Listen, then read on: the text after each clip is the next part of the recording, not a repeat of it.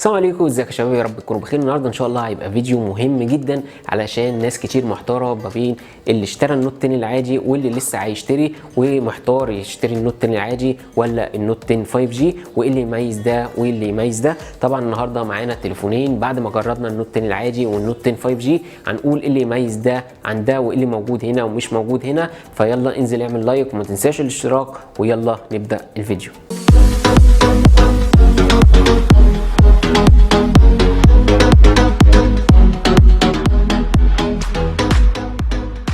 ولو هنيجي للتصميم هنا في الاتنين جايين من البلاستيك، يعني لو بصيت للنوت 10 5G هتلاقيه جاي من البلاستيك زي ما موجود في النسخة العادية، برضو جاي من البلاستيك بس مختلف شوية في الكاميرات. شكل الكاميرات هنا مختلف شوية عن اللي موجود في النوت 10 العادي، والالوان برضو هنا هتحس اللون عاتم شوية على عكس الموجود في النوت 10 العادي. هتلاقيه اللون مفتاح او منور كده مزغل شوية، فدي اذواق كل واحد وذوقه.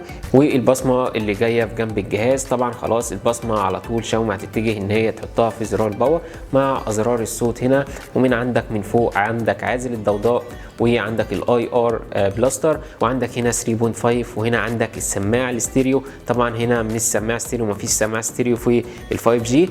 ولو هنيجي هنا عندك درج الشرايح، شريحتين وكارت ميموري، وتحت هنا عندك سماعه ستيريو للنوت 10 والسماعه العاديه ومنفذ الشحن، و 3.5 للنوت 10 العادي، وعندك عازل الضوضاء. فالتصاميم زي ما قلنا قبل كده كل واحد وذوقه، طالما الاتنين جايين بنفس الماتيريال فهنسيب انتوا اللي تحكموا مين الافضل. ولو هنيجي للشاشات هنا فجايه في النوت 10 5G بمقاس 6.5 انش فول اتش دي بلس بكثافه بكسلات 405 بكسل لكل انش بتردد 90 هرتز. وطبعا الشاشه هنا جايه اي بي اس على عكس الموجوده في النوت 10 العادي، جايه من نوع اموليد بمقاس 6.43 او 6.43 فول اتش دي بلس بكثافه بكسلات 409 بكسل لكل انش بتردد 60 هرتز. فالشاشات هنا زي ما قلنا كل واحد ويختار اللي يناسبه. لو عايز اموليد هتاخد 60 هرتز، لو عايز اي بي اس هتاخد 90 هرتز. الشاشه هنا هتحير ناس كتير، وهتاخد حاجه وتتنازل عن حاجه. لازم تمشي بالمبدا ده، يعني انت معاك شاشات اموليد بالنقاء بتاعها والالوان بتاعها والتشبع،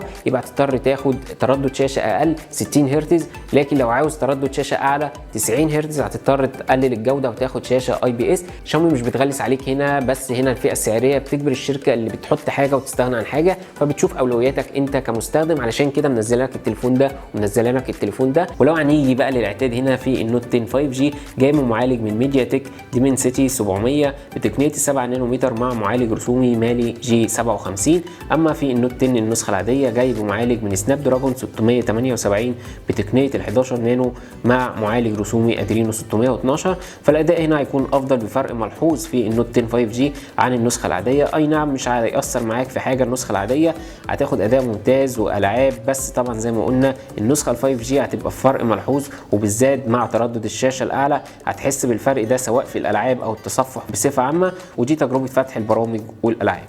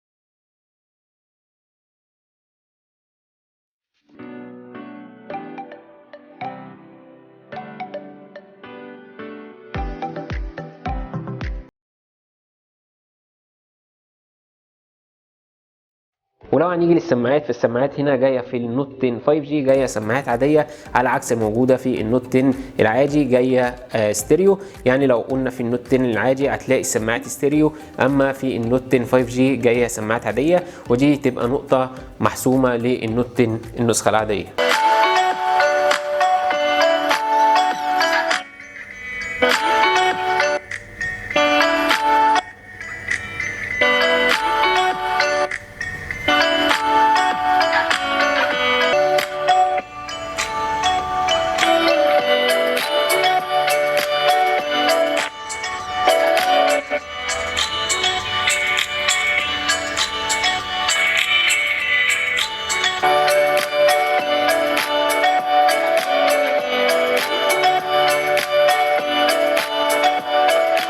ولو هنيجي للنوت 10 5G هتيجي بالكاميرا الاماميه الضخمه دي 8 ميجا بكسل فتحه 2.0، تاخد صور مش قد كده. لكن لو هنتكلم عن كاميرا النوت 10 العاديه هتيجي افضل منها بشويه، وهي ب 13 ميجا بكسل فتحه 2.5، فهتاخد صور افضل منها في الكاميرا الاماميه. ولو هنيجي برده للكاميرات الخلفيه فعندك 3 كاميرات خلفيه في النوت 10 5G، 48 ميجا بكسل فتحه 1.8، والكاميرا الثانيه 2 ميجا بكسل فتحه 2.4، والكاميرا الثالثه 2 ميجا بكسل للعزل 2.4. ولو هنتكلم عن النوت 10 العادي هنتكلم عن اول كاميرا 48 ميجا بكسل فتحه 1.8، والكاميرا الثانيه للتصوير الواسع اللي مش موجوده في النوت 10 5G فتحه 2.2. ولو هنيجي للكاميرا الثالثه 2 ميجا بكسل للماكرو، ولو هنيجي للكاميرا الرابعه للعزل 2 ميجا بكسل فتحه 2.4. الكاميرات هنا هتكون افضل بفرق بسيط للنوت 10 5G عن النوت 10 العادي، بس هنا ال 4K مش بيدعم في ال 4G زي ما بيدعم في النوت 10 النسخه العاديه.